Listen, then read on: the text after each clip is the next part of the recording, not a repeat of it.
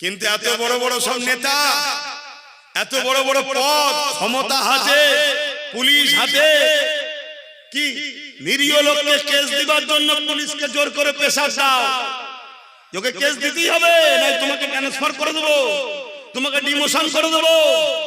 আর বেচারি নিরীহ পুলিশ তারা কি করবে? বাধ্য হয়ে কেস দিচ্ছে। তখন তোমার ফোনের জোর থাকে, তাকতের জোর থাকে, আর তুমি একটা কেস করতে পারবে তোমার নেত্রী ফাইল চুরি করে জমি নিয়ে বললে। তাহলে কানেকশনকে যত জায়গায় মার হচ্ছে দেখো, সব মুসলমান এলাকায় মুসলমানরা মারছে।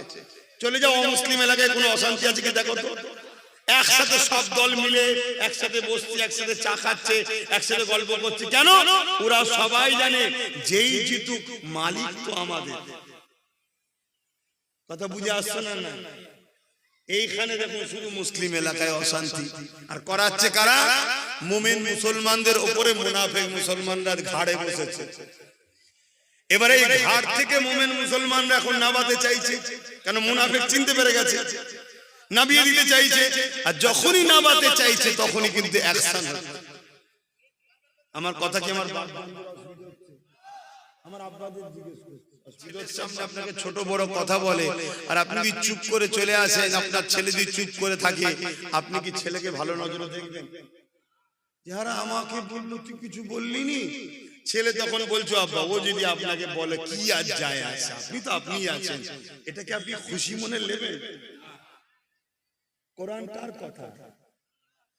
আল্লাহর কথাকে কেউ বলবে হিংসা ছড়ায়, আর তোমাকে আল্লাহ একটু পাওয়ার দিয়েছে, তোমার তো একটু কলমের খোঁচা দেওয়া দরকার ছিল, তুমি দিলে না। আমান আহাব্বা, যে যার সাথে দুনিয়ায় পরকালে তার সাথে কথা মাথায় ঢুকছে। এগুলো বলছি কেন বুঝতে পারছেন না? যাতে আমার কম মুনাফিক ছেলে, মুনাফিক যদি চিনতে পারো, প্রকাশ্য দুশমন যত শক্তিশালী হোক তোমাদের কিচ্ছু করতে পারবে না। তোমাদের ক্ষতি ঘরের মধ্যে ঢুকে যে যারা যাতায়াত করে তারাই ক্ষতি করবে। কথা মাথায় ঢুকছে, এই জন্য মুনাফিক চিনাচ্ছি। আর এটাও শুনে যাচ্ছি আল্লাহর পক্ষে নবীর পক্ষে দাঁড়িয়ে মুনাফিকের বিরুদ্ধে লড়াই করা ফরজ, চলবে, কোনো অসুবিধা নেই। ওরা বুঝে আসছে না?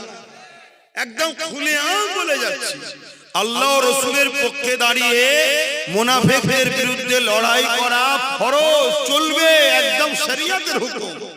এতগুলো রেকর্ড হচ্ছে, পুরো পৃথিবীর মুফতি মাওলানাকে চ্যালেঞ্জ দিলাম। কেন? কথা তো আমার নয়, যেখান থেকে এসব রাসূলুল্লাহর হাদিস কোরআন বলতে তো হবে।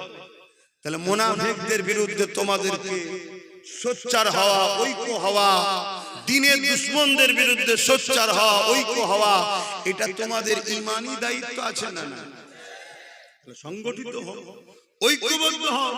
যদি ঐক্যবদ্ধ না হও, কাল তোমাদের হারুয়ার পীর আব্বাস আলী গোরাচাঁদ হুজুরের মাজার থাকবে না। কথা মাথায় ঢুকছে? তারপরে কালকে তোমাদের কি বলে আব্বাস আলী, কি বলে হযরত সুলতান আসগর আলী হুজুরের মাজার থাকবে না। কেন? ওয়াকফ। কি ওটা? কারা ভাঙবে? এই মুনাফিকগুলো, এরাই এসে ভাঙবে, এরা এসে নেতৃত্ব দিয়ে ভাঙাবে। কেন? এদের দুনিয়ার প্রভুরা হুকুম করবে যাও, যে প্রভুদের জন্য আজকেরা রাস্তায় নাবে, কোরআনের জন্য নাবে না। তা কিছু বুঝছেন? অসুবিধা হচ্ছে? দোয়া করে দেবো। আবেরা আমার আবু বকর সিদ্দিক সাহাবাদেরকে দুটো কথা বলল। প্রথম নম্বর কথা হলো বুঝাবো, যদি না বোঝে আমি আবু বকর, কেন আল্লাহ বলেছে কুনতুম খায়রা উম্মাতিন উখরিজাত লিন-নাস তা'মুরুনা বিল মা'রুফ ওয়া তানহাউনা আনিল মুনকার। অন্যায়কে রুখে দাও হাত দিয়ে, আর অন্যায়কে মিটিয়ে দাও হাত দিয়ে, ন্যায়কে প্রতিষ্ঠিত করো। যেমন আমার দেশের আইন আছে, কেউ যদি আমার দেশে সন্ত্রাসী করে তার বিরুদ্ধে আইন রয়েছে, প্রশাসন তাদেরকে জেলে দেবে, আইন তাদেরকে মৃত্যুদণ্ড দেবে। আচ্ছা না? না, ঠিক তেমন ইসলাম আমাদেরকে আইন দিয়েছে, এটা আমার ধর্মের আইন।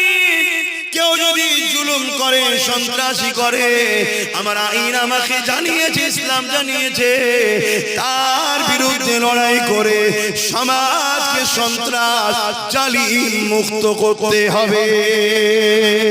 কিয়ামতের প্রশ্ন করবে, ওরে আমার বান্দারে, আমার জমিনের উপরে সন্ত্রাসের মোকাবেলা তুমি করেছো কি বলো? আমার জমিনের উপরে জালিমদের বিরুদ্ধে মোকাবেলা করেছো কি বলো? আমি গল্প বলছি নি বাপজানেরা, এত চ্যালেঞ্জ দিচ্ছি, কেউ তো আমার মোকাবেলায় কেউ দাঁড়ালো না।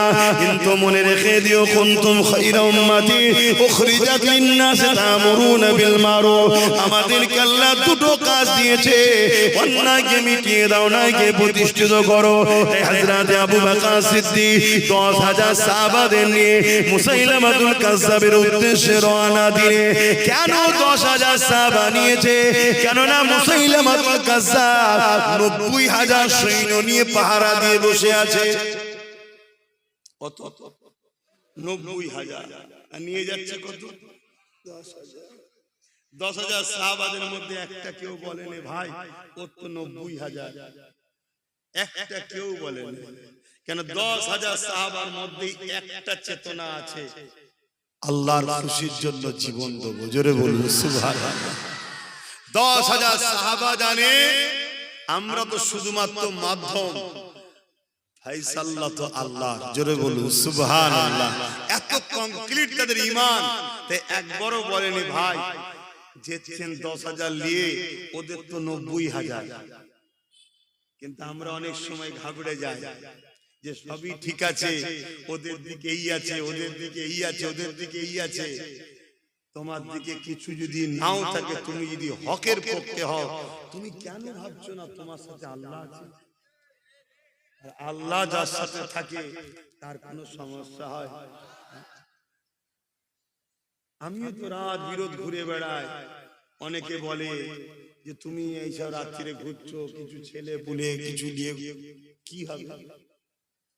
প্রয়োজন একজন পানি দিবার, জ্যাকেট ধরা, একটা থাকার, আরেকজন চালাবার প্রয়োজন, তাই আর কেউ নেই। কেন? আমার ঈমান বলছে আমার আল্লাহ আমার সাথে আছে।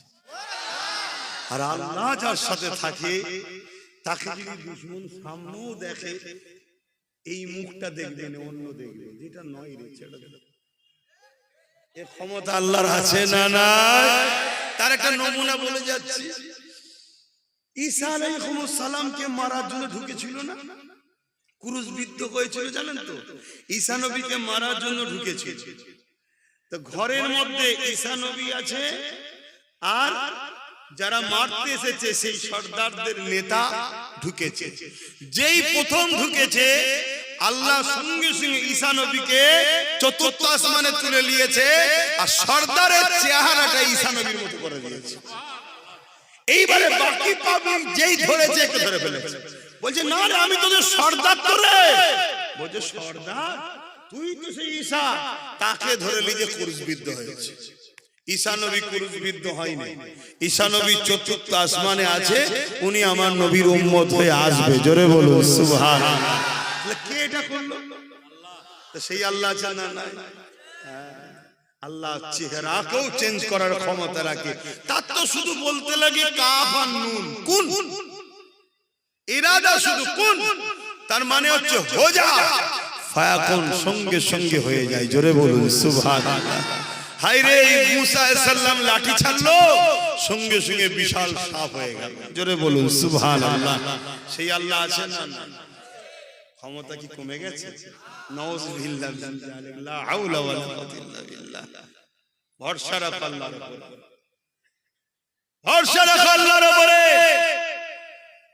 মাদার টেরেসা দেশের সেবা করেছে, সমাজের সেবা করেছে, ওটা একটা ভালো কাজ না খারাপ কাজ? ভালো কাজ, অবশ্যই ভালো কাজ। কিন্তু এর যা কি আখিরাতে পাবে? কেন পাবে না? কেন পাবে না বলবেন? ঈমান। কিন্তু ভালো কাজ, ওই কাজ মনে হয় মুসলমান ঘরের কেউ করতে পারে না, এত ভালো কাজ করেছে। ঠিক না বেঠিক? হ্যাঁ, স্বীকার করতে হবে। কিন্তু তার যা আখিরাতে পাবে না। কিন্তু ওই কাজ যদি কোনো মুসলমান করে, দুনিয়াতেও ভালো কাজ, আখিরাতে জান্নাত পাবে। জোরে বলুন সুবহানাল্লাহ। তাই ওপেন বলে যাচ্ছি, গরিব দুঃখী অসহায় দেশকে সেবার জন্য কোন মুসলমান যদি রাজনীতি করে ও দুনিয়াতেও সম্মান পাবে। আমার আগে বলছিলেন না, ন্যায় বিচারকারী আল্লাহ সম্মান দেবে, আখিরাতে আরশের ছায়া পাবে, জান্নাতও পাবে। জোরে বলুন সুবহানাল্লাহ। একই জিনিস, একই জিনিস। ইমানদার করলে ফায়দা দু জায়গায়, আর ইমান ছাড়া করলে ভালো কাজ যদি হয় শুধু দুনিয়াতে ফায়দা, ভালোকে ভালো সবাই বলবে। ঠিক না বে? ঠিক ঠিক মাথায় রেখে দেবে। তো যা হযরত আবু বকর সিদ্দিকী হুজুরের কথাটা একটু বলে নি। আল্লাহ নবী সাহাবী হযরত আবু বকর সিদ্দিক রাদিয়াল্লাহু তাআলা 10,000 সাহাবা ভাইদেরকে নিয়ে মুসাইলামাতুল কাজ্জাবের দিকে রওনা দিলেন। মুসাইলামাতুল কাজ্জাব বিরাট এলাকা নিয়ে 90,000 বাহিনী নিয়ে বসে রয়েছে। হযরত আবু বকর সিদ্দিক সাহাবা ভাইদেরকে রেখে আগিয়ে গেলেন, মুসাইলামাতুল কাজ্জাবের সঙ্গে কথা বলতে লাগলেন। মুসাইলামাতুল কাজ্জাবকে বলতে লাগলেন, এ মুসাইলামাতুল কাজ্জাব, কেন তুমি আমার কোরআনের বিরোধী করেছো? কেন বলেছো আলাকে রাসূলুল্লাহ ওয়া খাতামান নবী, যেখানে আল্লাহ বলছে নবী শেষ নবী, এর বিরোধী কেন তুমি করলে? কেন তুমি রিসালাতের বিরোধী করলে? ফিতনা কেন ছড়াতে লেগেছো? তুমি তোমার কথাকে উইড্রো করে নাও। মুসাইলামাতুল কাজ্জাব দেখতে লেগেছে আবু বকরের দেখে মাত্র 10,000 সৈন্য রয়েছে, অপরদিকে আমার দিকে 90,000 রয়েছে। এই সুযোগকে আমাকে কাজে লাগাতে হবে, এই সুযোগ হাতছাড়া করলে হবে না। এই সুযোগে আবু বকরের 10,000 কে মেরে ফেলতে হবে, যেমন আজকে অনেকে ভাবতে লেগেছে যে আমাদের হাতে রাজ পাওয়ার আছে, এত কিছু ক্ষমতা আছে, এই সুযোগে মেরে ফেলো। ভাবছে না? ভাবছে না? কিন্তু ফাইসাল না, তার ভাবাতে হয়। বলো, নমরুদ চেয়েছিল পৃথিবীর রাজা, আমি সব কিছু করব, তার ইরাদা বাস্তব হয়েছে। খোঁড়া মশা আক্রমণে মারা গেল। ফেরাউন সে বিরাট বড় রাজা ছিল, লাস্টে নীল নদে ডুবে মরল না? মরল না। চেঙ্গিস খান সে পুরো পৃথিবীকে দখল করতে চলেছিল, লাস্টে এমন কঠিন সমস্যায় পড়লো, পৃথিবীর রাজা হওয়ার যা স্বপ্ন সে নিজে থেকে নিজে আত্মহত্যা করলো। জানেন ইতিহাস? ফাইসাল, তুমি আমি কি বলছি ওটা নয়।